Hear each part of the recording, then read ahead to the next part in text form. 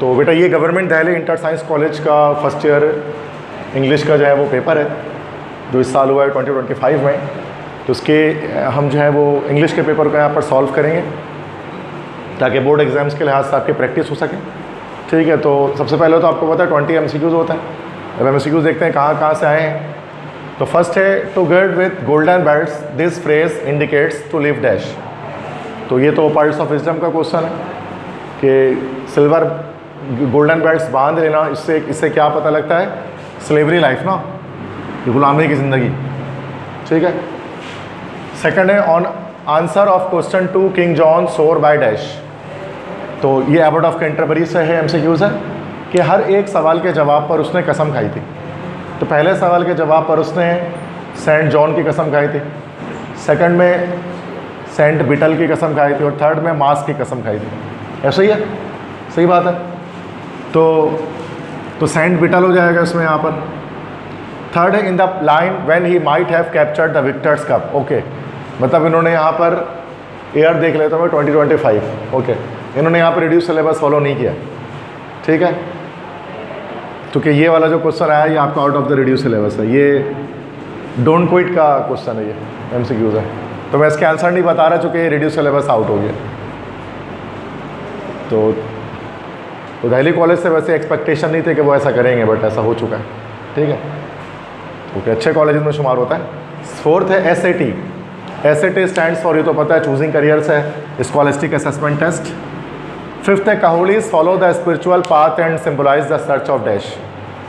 काहोलीज जो है वो स्पिरिचुअल पाथ को फॉलो करते हैं और किस चीज़ के सर्च को सिम्बलाइज करते हैं? सरपेंट्स, ड्रीम्स, हर्ब्स या रियलिटी। तो रियलिटी होगा ना भाई, हक जो है वो रियलिटी से मुराद यहाँ पर हक है या अल्लाह ताला की ज़ात कह लो, हक खुदा। तो अल्लाह ताला की जो है ना उसको, उस खुदा को तलाश करते हैं जो काहोलीज होते हैं। तो ये out of the book MCQs है, बट है रिड्यूस सिलेबस के अकॉर्डिंग सुर काहोलीज। 6 है in the scene 2 in the play a visit to a small planet General Powers receive a call from the dash. तो कहाँ से कॉल आई थी उसको? जनरल पावर्स को चीफ ऑफ आर्मी स्टाफ की तरफ से आई थी ना, चीफ ऑफ स्टाफ जो आर्मी चीफ थे उनकी तरफ से आई थी। तो प्रेसिडेंट की तरफ से तो नहीं आई थी ना, चीफ ऑफ आर्म्ड स्टाफ की तरफ से आई थी। और उसने कहा था उस पर कि प्रेसिडेंट जो है ना वो क्रेटॉन से मिलना चाहते हैं। तो लेकिन वो प्रेसिडेंट की कॉल नहीं थी, वो call chief of army staff की थी। ठीक है। नंबर 7 है Kreton underestimates Powers about the whereabouts if he explains it to Powers will take dash. तो क्रेटॉन पावर्स को अंडर एस्टिमेट करता है, उसकी थिंकिंग कैपेबिलिटी को, और वो कहता है कि अगर मुझे तुम्हें बताना हो कि मैं कहाँ से आया हूँ तो मुझे 500 साल लगेंगे तुम्हें समझाने में। तो उसको अंडर एस्टिमेट करता है वो उसकी मेंटल पावर को। तो 500 ईयर्स है ना ये भी मतलब एक्सरसाइज के MCQs नहीं, आउट है एक्सरसाइज से, बट पढ़ा है अगर आपने तो आप बता सकते हैं। क्लियर है? ठीक है, आगे बढ़ते हैं।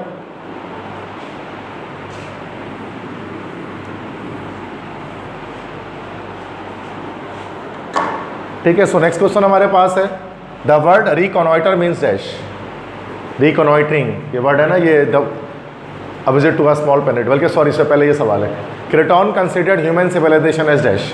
प्रिमिटिव हो जाएगा कि वो बड़ा कदीम समझता था इंसानी तहजीब को। 9th है MCQ नंबर 9th है the word reconnoiter means dash. रिकॉनॉइटर जो वर्ड है इसके क्या मतलब होता है? रिकॉनॉइटर तो वो उस पर इल्ज़ाम लगा रहा था ना पावर्स कि तुम आए हो फॉर रिकॉनॉइटरिंग। रिकॉनॉइटरिंग मतलब किसी चीज़ का जायज़ा लेना, किसी चीज़ का मुआयना करना। ठीक है, तो इसका मतलब होता है जायज़ा लेना, ऑब्ज़र्व करना किसी चीज़ को। तो क्या हो जाएगा? रिकलेक्टिंग, सर्वे, रिमेम्बरेंस, रीविजिट। इसका होगा सर्वे। सर्वे करना, किसी चीज़ का मुआयना करना, किसी का जायज़ा लेना, रिकॉनॉइटर। 10th है Singapore imports everything like this country. Singapore किस मुल्क की तरह अपने तमाम चीज़ों को इंपोर्ट करती है? बता सकते हैं? आपके आंसर होगा। लगा हुआ है वैसे इसमें नहीं, गलत लगा हुआ है। जापान। तो हमने पढ़ा था ना वो a voyage to the city of lions के अंदर कि जिस तरह जापान है खाने पीने की चीज़ें और बाकी मिनरल्स वगैरह वो इंपोर्ट करता है, इस तरह से सिंगापुर भी तमाम चीज़ों को इंपोर्ट करता है। ठीक है। Number 11 E.B. White revisited the lake with his son in dash summer. ये तो once more to the lake से एमसीक्यूज आया है।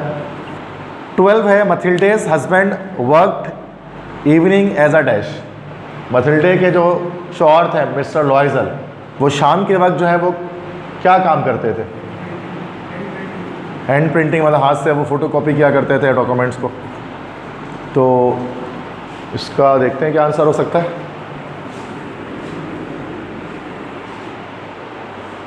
वर्क जंगल, सॉरी ये रहा, worker, salesman, helper, bookkeeper. As a bookkeeper काम करते थे, ठीक है, डी ऑप्शन। 12th है, 13th है, true seekers can only be known to those who are for spiritual realms, ठीक है, तो दैट्स डी ऑप्शन।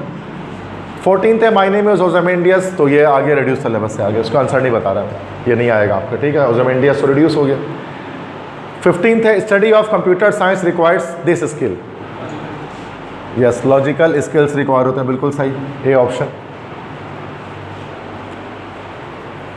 नेक्स्ट है, according to the poet deepest wounds are always given by. ये भी आपका reduce syllabus से आउट है। डीपेस्ट वुंड्स ये हमारा कैरेक्टर ऑफ हैप्पी लाइफ से लिया गया एमसीक्यूज है, जो एक पोम थी। 17th है, Roger Spalding criticises Alan about John's farming dash. About John farming peanuts, ठीक है। तो वैसे तो वॉलनट वो उगाया करता था, लेकिन वो क्रिटिसाइज कर रहा था कि वो पीनट के बारे में, तो वो पीनट और वॉलनट में अक्सर बच्चे कंफ्यूज रहते हैं ना, लेकिन प्रीम रोसेस तो बिल्कुल भी नहीं होगा, ठीक है। 18th है, कादियाज़म said black marketing is another curse है। अच्छा, उन्होंने ब्लैंक्स को डायरेक्ट सवाल में लिख दिया, यहाँ डैश होना चाहिए था ना, तो इस तरह से आ गया, तो ये गलत हो गया ये एमसीक्यू, तो शायद टाइपिंग मिस्टेक आ गई इसके अंदर। 19th है, in the sentence I run a business successfully the underline verb is dash. तो क्या है, रन कौन सा वर्ब है? ट्रांजिटिव है, इनट्रांजिटिव है। चूँकि बिजनेस है, बिजनेस एक नाउन है, इसका पैसिव बन सकता है, क्या business is run by me successfully, तो ट्रांजिटिव वर्ब हो गया, बिल्कुल सही। 20 है, the comparative degree of the word ill is dash. Ill का कंपैरेटिव डिग्री हमारे पास क्या होगा? देखो, मुख्तलिफ एडजेक्टिव्स होते हैं ना, उनकी हमारे पास डिग्रीज होती हैं। अब कुछ एडजेक्टिव्स हमारे पास रेगुलर एडजेक्टिव्स होते हैं जिनमें हम लोग क्या करते हैं, जो है वो ER और EST का इजाफा करते हैं कंपैरेटिव और सुपरलेटिव में, जैसे big, bigger, biggest, short, shorter, shortest, long, longer, longest, tall, taller, tallest. एक तो इस तरह के होते हैं रेगुलर एडजेक्टिव्स, और कुछ हमारे पास होते हैं इरेगुलर एडजेक्टिव्स, जिनमें जो चेंजिंग होती है ना, वो बड़ी इरेगुलर टाइप की होती है, जैसे good, better, best, bad, worse, worst, little, less, least, more, इस तरह many, more, most, much more, most, far, farther, farthest. ये हमारे पास कहलाते हैं इरेगुलर एडजेक्टिव्स ना, जो जिसमें सेकंड और थर्ड जो उसके कंपैरेटिव और सुपरलेटिव डिग्री एडजेक्टिव्स की होती हैं, उनका पैटर्न बड़ा इरेगुलर टाइप का होता है। अब इस पर अब इल की कंपैरेटिव डिग्री क्या है? देखो, इल की जो कंपैरेटिव डिग्री और सुपरलेटिव होती है ना, वो बिल्कुल वैसी होती है जैसे हमारे पास बैड की होती है। जिस तरह हम कहते हैं ना, बैड, वर्स, वर्स्ट, इस तरह से इल का भी यही होता है, इल, वर्स, वर्स्ट, ठीक है। इल की कंपैरेटिव डिग्री वर्स होती है और सुपरलेटिव वर्स्ट होती है। तो इस तरह से आपको बेटा याद करना होता है, degrees of adjective, comparative degree भी आप इस तरह से याद कर सकते हैं, ठीक है।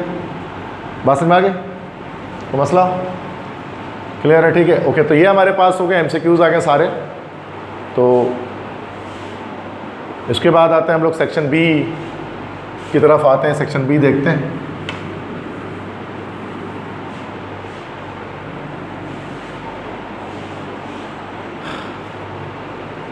ठीक है, सेक्शन बी हमारा शॉर्ट क्वेश्चन आंसर है। अब आपको पता है इसमें 4 सब सेक्शन होते हैं, सब सेक्शन 1, 2, 3, 4। सब सेक्शन 1 से आपको सवाल निकालने होते हैं, ये सारे चैप्टर्स के क्वेश्चन आंसर आते हैं, जैसे what is the greatest curse according to कादियाज़म, और what is the benefit of e commerce in today's world. तो ये तो कायद वाला निकाल सकते हैं सवाल। What mistake did Stephen Leacock make when he write the cheque, what are the difference between a career and a job, who is lucky and unlucky according to the maxim. ये पर्ल्स ऑफ विजडम से, ठीक है। तो ये आराम से इससे सवाल आपके मिनिमम 2 सवाल आपको और सब सेक्शन से निकाल लेने। सब पोइट्री में क्या है कि अच्छा, इसमें चूँकि उन्होंने एमसीक्यूज डाला है रिड्यूस सिलेबस से आउट, तो मुझे लगता है कि शायद उन्होंने क्वेश्चन आंसर भी डाला होगा, देख लेते हैं। What are the answers to the king's question, ये तो सही है, bird of Canterbury. Worst tragedy, ये भी सही है, ऑफ लूसी गिरे, लूसी गिरे से आया हुआ है। अब और करके जो सवाल है ना, how does Wotton's happy man spend their days and nights, ये रेड्यूस सिलेबस से आउट है, ये कैरेक्टर ऑफ हैप्पी लाइफ का है। What irony has been present in the poem Ozymandias, ये भी रेड्यूस सिलेबस से आउट हो गया। व्हाट रिवॉर्ड डज अ काहुली get after his hard work, ये रेड्यूस सिलेबस है। तो कुछ क्वेश्चन हमारे पास रेड्यूस सिलेबस से आउट आए हैं, कुछ रेड्यूस सिलेबस के अकॉर्डिंग है, तो ये अलग अलग तरह से। तो ये देखा जाए तो इस तरह से तो हमारा बोर्ड एग्जाम में नहीं आएगा, क्योंकि रेड्यूस सिलेबस उन्होंने फॉलो नहीं किया है दिल्ली कॉलेज वालों ने, उसके बिना उन्होंने पेपर बना दिया। ठीक है, तो ये गलती है पूरे पेपर बनने की। ठीक है, इसके बाद देखिए अब हम लोग सब सेक्शन 3 देखते हैं। ये प्ले है, प्ले के क्वेश्चंस होंगे, तो आप देख सकते हैं, उसको आप अटेंड कर लेंगे, तो बुक से ही आते हैं ना। तो उसके बाद ग्रामर पोर्शन है जो मैं सॉल्व कराता हूँ तमाम पेपर्स के अंदर, तमाम कॉलेजेस के। तो ये दिल्ली कॉलेज का ग्रामर पोर्शन देखते हैं। नरेशन वही वॉइस होगा, स्पॉट एरर होगा और वॉइस डायरेक्टेड होगा। तो हम तो ये 2 सवाल अटेंड करेंगे, जैसे मैंने हमेशा आपको बताया। पहला तो चेंज द नरेशन है, he said to them don't make a noise. तो ये क्या बन जाएगा इसका, ये नरेशन पहले आ रहा है ना, तो ये डोंट से शुरू हो रहा है, तो ये हमारा हो गया वो इम्पेरेटिव और फॉरबेड वाला है ना ये। तो क्या बन जाएगा, ही सेड टू देम की जगह क्या हो जाएगा, ही फॉरबेड देम टू। उसके बाद डोंट हट जाएगा तो make a noise, to make a noise. ठीक है, तो ये हमारे पास आंसर हो गया इसका। सेकंड है, he said what a beautiful seen this is, ये है हमारा ऑप्टेटिव, और सॉरी ऑप्टेटिव नहीं है, एक्सक्लेमेटरी है। वॉट और हाउ वाला एक्सक्लेमेटरी है ना, तो क्या होगा, एक्सक्लेमेट सरप्राइज आ जाएगा, ये वॉट हट जाएगा और अ ब्यूटीफुल सीन पूरा एंड में आ जाएगा। यही तरीका होता है ना इसका। चलो बना लेते हैं, ही एक्सक्लेम्ड विथ वंडर या सरप्राइज भी लिख सकते हैं। उसके बाद कॉमा हटेगा, दैट लगेगा। अब चूँकि उसके बाद दैट के बाद दिस इज आ रहा है, तो दिस दोबारा दैट बन जाएगा, that was a beautiful scene, that was a beautiful scene. ठीक है, तो ये बन गया, ये क्लियर है, ये सब पढ़ा हुआ है ना हमने। सी है, a sage said to me I can't predict what will happen, तो ये तो असर्टिव आ गया। A sage said to me, तो क्या हो जाएगा, a said told me that he can not है, तो ये हो जाएगा couldn't predict what will happen लिखा हुआ है ना, प्रिडिक्ट व्हाट विल हैपन, तो क्या हो जाएगा, व्हाट वुड हैपन। विल तो वुड चेंज हो जाता है ना भाई, और लास्ट में फुल स्टॉप आ जाएगा। ठीक है, लास्ट है, the old lady said to me can you tell me if this is the place I came before, तो हो जाएगा द ओल्ड लेडी। अब चूँकि क्वेश्चन है तो the old lady said to किस में चेंज हो जाएगा, आस्क्ड में, आस्क्ड मी इफ, अब यू आई बन जाएगा और कैन क्या बन जाएगा, could. If I could tell her this is है, तो ये क्या, that was the place she, अब केम है ना, पास्ट इंडेफिनिट, पास्ट परफेक्ट बनेगा, शी हैड कम बिफोर। तो ये क्लियर है, समझ में आ गया चारों कैसे बना है। जैसे पढ़ी हुई चीज़ से कुछ नया तो नहीं है, कोई नया नहीं है, सारी चीज़ें बन जाएंगी आराम से। वही 5 टाइप्स होते हैं नरेशन के, उनसे आपको करना होता है। ठीक है, और कई सारे सवाल हमने प्रैक्टिस किए हैं। नेक्स्ट है, चेंज द वॉइस, एक्टिव से पैसिव बना दीजिए।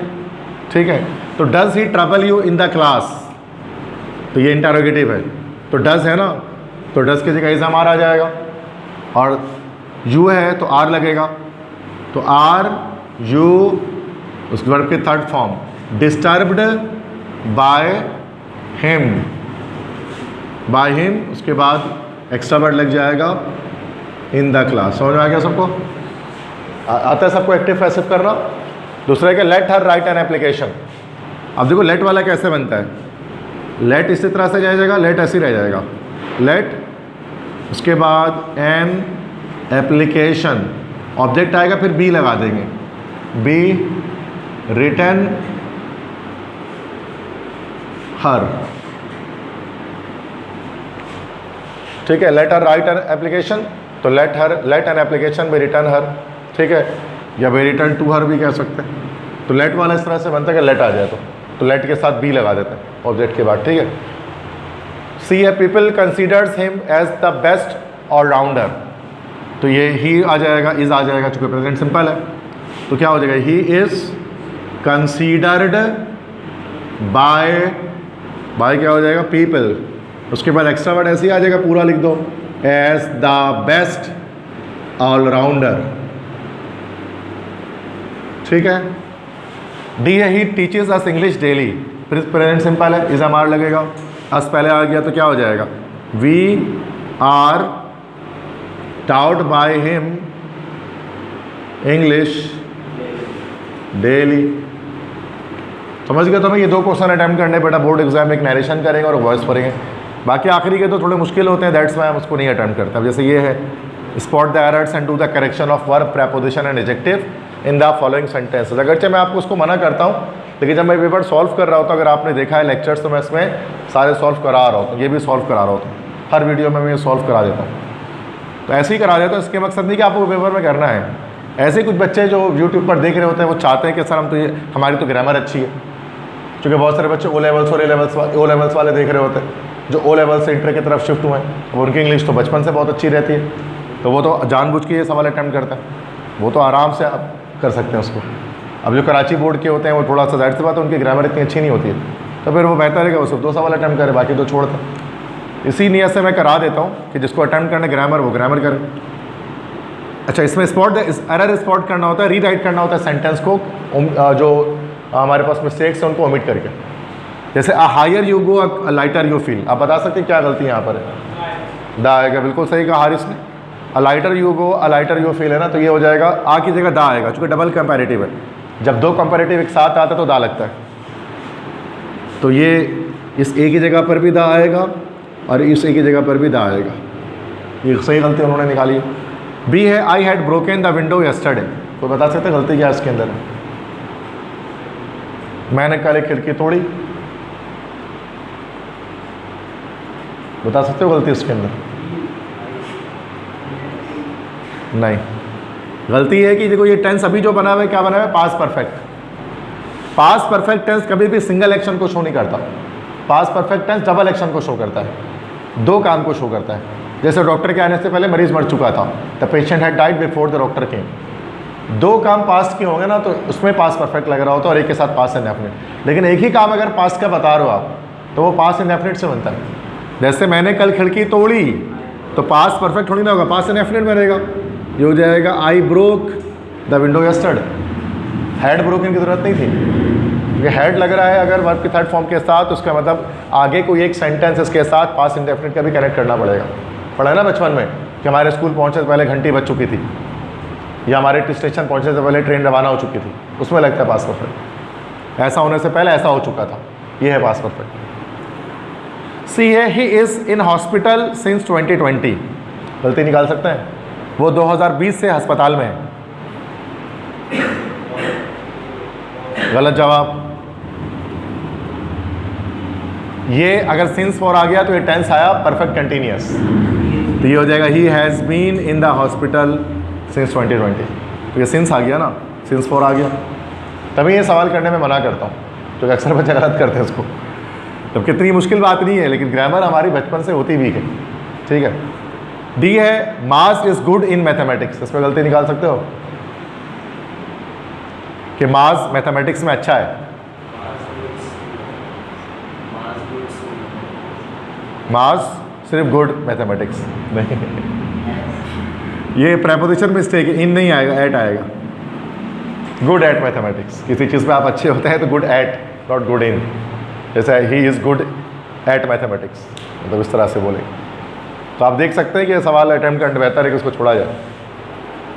मुश्किल नहीं है, मैं तो सिखा दूंगा, मुझे मसला नहीं है, बट बहुत सारा सीखना पड़ेगा आपको इस चक्कर में। जैसे बेहतर है सवाल आपने याद कर लिया, क्वेश्चन आंसर पीछे से निकाल लिया, सही है ना भाई? मतलब इससे बहुत बेहतर ये है कि आप जो प्ले के 4 क्वेश्चन है वो अटैम्प्ट कर लो, वो 24 सवाल याद करोगे तो प्ले का 4 ऐसे ही निकल गया, तो ज़रूरत ही नहीं है सब करने की, बाकी सबसे 2-2 करना पड़ेगा। उसके बाद एक डू एज डायरेक्टेड होता है। अब ये भी उसी तरह का एक कॉम्प्लेक्स क्वेश्चन होता है कि she could not attend the class, she was ill, make a compound sentence. अब कंपाउंड सेंटेंस अगर कभी आपने पढ़ा है तो 2 सिंपल सेंटेंस को मिलाकर एक कंपाउंड सेंटेंस बनता है। 3 तरह के सेंटेंस होते हैं ना बेटा, सिंपल सेंटेंस, कंपाउंड सेंटेंस और कॉम्प्लेक्स सेंटेंस। अब कंपाउंड सेंटेंस क्या होता है? जिसमें 2 सिंपल सेंटेंस जुड़े हुए होते हैं, किसकी मदद से? With the help of a coordinating conjunction. Coordinating conjunction की मदद से जो हमारे पास कौन से होता है? Fan voice. Fan Gauss conjunction होता है ना भाई, फॉर एंड नॉट बट और येट सो। अगर इनसे अगर हमारे पास दो सेंटेंस जुड़े हैं तो फिर वो एक कंपाउंड सेंटेंस कहलाता है। तो इनमें से फॉर एंड नॉट बट और येट सो में से कोई एक वर्ड यूज़ करके इस दोनों जुमलों को जोड़ना है, कनेक्ट करना है। She could not attend the class, वो क्लास में नहीं जा सकी। शी वाज इल, वो बीमार थी। क्या लगेगा बोलो? फॉर लगेगा। For she was ill, for से मरद यहाँ पर है क्योंकि वो बीमार थे। तो अब ये इस तरह सोच के लगाना पड़ता है इसमें ना कि फॉर एंड नॉट बट और येट सो में से क्या लगेगा। तो ज़्यादा बेहतर यही लग रहा है कि फॉर लगाया जाए, जैसे हारिस ने कहा। बी ऑप्शन है she said you don't deserve to eat mango, punctuate, अब पंक्चुएशन करनी है। अब शी सेड हो गया, उसके बाद क्या, कॉमा इन्वर्ट कॉमा आएगा और यू का वाई कैपिटल हो जाएगा। Don't deserve to eat mango, उसके बाद इन्वर्ट कॉमा क्लोज, ये पंक्चुएशन करनी होगी उसके अंदर, चूँकि डायरेक्ट नरेशन में लिखा था ये। C you pray 5 times a day, insert a modal verb showing advice. Advice को शो करने वाला मॉडल वर्ब यूज़ करें। तो वो मॉडल वर्ब जो बेटा एडवाइस को शो करता है वो कौन सा होता है? शुड होता है। तो you pray 5 times a day की जगह क्या होना चाहिए था? ये you should pray 5 times a day। अब ये एडवाइस है ना, नसीहत कि तुम्हें 5 वक्त नमाज पढ़ना चाहिए। डी है he is best student of the class, insert suitable article if necessary. Article लगाना है, कहाँ आर्टिकल लगेगा? बेस्ट से पहले दा लग जाएगा, ये हो जाएगा he is the best student of the class. But ये सवाल सिर्फ ऐसे ही नहीं आ सकता, कई तरह से ये सवाल आ सकता है। आपको पता 9-10 में भी आपने किया है, सबसे मुश्किल पोर्शन वही होता था टूवर्ड्स डायरेक्टेड का। उसमें जो प्रेपोजिशन, आर्टिकल, ये सब लगाना होता था, प्रीफिक्स, अफिक्स, बाकी सब तो इंग्लिश का 9-10 में भी हो जाता है। टूवर्ड्स डायरेक्टेड जो था ना, तो वो तो कंपलसरी भी था 9-10 में, उसको छोड़ भी नहीं सकते थे। बट यहाँ तो चॉइस है, छोड़ो तो छोड़ के निकलो भाई, क्या ज़रूरत है परेशान होने की। 9-10 में तो मजबूरी में करना पड़ता था क्योंकि चॉइस नहीं होती थी। और 9-10 में तो आपको पता है कि पेपर तो हो ही जाता था, लेकिन यहाँ मसला है ना, यहाँ तो जब तक कुछ नहीं आएगा आप नहीं कर पाओगे। ठीक है, अब आ जाते हैं सेक्शन सी में। सेक्शन सी के क्वेश्चन देखते हैं। अब सेक्शन सी में आपको पता है पहला सवाल जो अटैम्प्ट होता है वो आपका होता है, वो पैसेज होता है ना, ऊपर करें, पैसेज होता है। अब इसमें चारों क्वेश्चन अटैम्प्ट करने होता है, 40 नंबर का होता है ना ये। तो एक पैसेज है, read the following passage and answer the questions that follows और make a precis of the passage and suggest a suitable title. तो ये प्रेसी नहीं आएगा, ये पैटर्न सेट चुका है, सिर्फ पैसेज आएगा, समरी लिखना नहीं होगा। मॉडल पेपर के अकॉर्डिंग समरी नहीं लिखना है आपको, सिर्फ पैसेज के आंसर देने। ठीक है, और वैसे भी समरी लिखते नहीं है हम लोग, तो पैसेज का आंसर ही देते हैं। ठीक है, तो पैसेज को रीड तो हम कर लेंगे थोड़ी देर के बाद, पहले बाकी सवाल देखते हैं। पैसेज तो पूरा पढ़ना पड़ेगा ना, सीन तो होता नहीं, अनसीन कॉम्प्रिहेंशन। आगे बढ़े, ये सवाल देखते हैं ज़रा कि ईमेल आया है, ईमेल आएगा to a news channel to produce some motivational TV program on education. वैसे तो देखो आएगा क्या, मैंने बताया था आपको, ये आएगा आपका प्रिंसिपल को, ईमेल टू द प्रिंसिपल आएगा, न्यूज़ एडिटर का अब नहीं आएगा। मॉडल पेपर के अकॉर्डिंग अब सिर्फ हमारा प्रिंसिपल को लिखना है। वैसे मैंने आपको ये वाला लिखा है, आपने याद भी किया होगा, एडिटर ऑफ द न्यूज़पेपर वाला। ठीक है, जिसको मोटिवेशन प्रोग्राम दिखाना है टीवी चैनल पर। बट आपका कौन सा आएगा? सारा प्रिंसिपल वाला आएगा। तो ये भी out of the model paper हो गया ये। और रिपोर्ट राइटिंग तो वैसे ही हम नहीं करते, तो ये सवाल तो बिल्कुल ही चेंज हो गया मॉडल पेपर के अकॉर्डिंग। नेक्स्ट है नैरेटिव अकाउंट हम लोग नहीं करते, इसकी जगह पर हम लोग कंपेयर एंड कंट्रास्ट ऐसे करते हैं। अब देखते हैं कौन सा ऐसे 4 में से कोई एक ऐसे करना होता है। अब कंपेयर एंड कंट्रास्ट होता है, जैसे city life versus country life. Country मतलब होता है विलेज, जो मैंने आपको बताया था। E learning versus classroom learning, ये online classes versus physical classes हो गया। AI versus human intelligence. But ये जो है ना पब्लिक वर्सेस प्राइवेट कॉलेजेस, ये अक्सर कुछ कॉलेज में देखा आता है, बट आप करें ही नहीं इसको, पब्लिक और प्राइवेट कॉलेज में जो डिफरेंस है। ठीक है, तो इतना इंपॉर्टेंट नहीं है ये, इसके बाद आप school life versus college life करें। सही है, तो वैसे तो 3 आ रहा है हमें, एक तो आ ही रहा होगा इसमें, सब एक ही कर रहा है आपको, 3 भूल ना करना। सही है, अब ये नहीं कि अब इसमें दिल्ली कॉलेज में आया हो तो याद कर लें, जरूरी नहीं है। हर कॉलेज का हम लोग याद नहीं करते। ठीक है, मैंने आपको जो 6 बताया बस वो याद कर लें।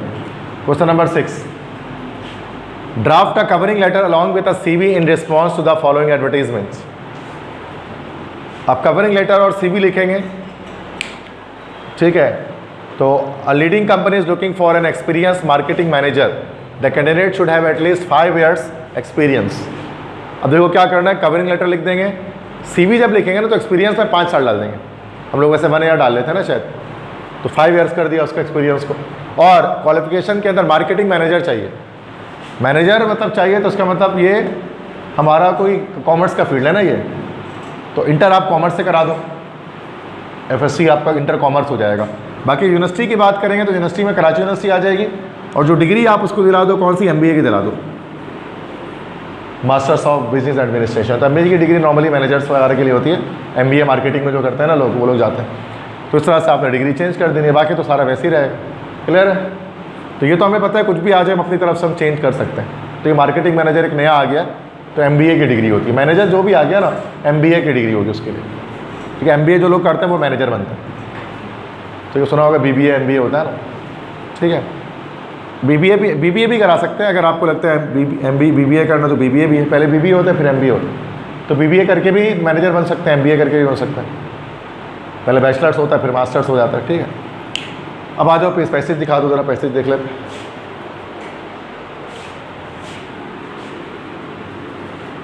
ठीक है, तो पैसेज है ये पाकिस्तान के बारे में लग रहा है कुछ।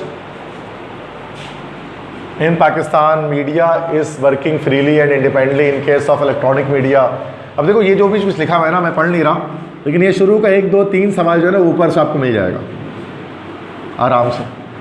वो 3 सवाल आप पढ़ोगे तो आपको मिल जाएगा। मैं रीड तो नहीं कर रहा उसको, ठीक है ना, वो बहुत टाइम लग जाएगा, बहुत बड़ा पैसेज दे दिया लोग, और है भी थोड़ा बोरिंग सा पाकिस्तान वगैरह के ऊपर, तो कहानी वानी में तो पढ़ लेते हैं। तो ये 3 सवाल आपको मिल जाएगा आराम से। ठीक है, मसला लेकिन मसला है कि तो आखिरी के जो 2 सवाल हैं ना ये आपको नहीं मिलेंगे। अब इसके बारे में बता देता हूँ। Identify regular and irregular work, regular irregular को आइडेंटिफाई करना है।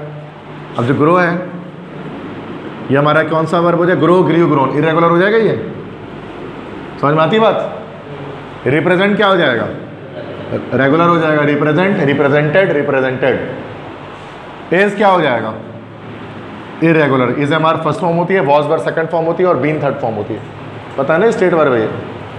इंक्रीज क्या हो जाएगा, रेगुलर, जो इंक्रीज इसके सेकंड थर्ड फॉर्म रहती है। ये तो चलो फिर भी आसान है।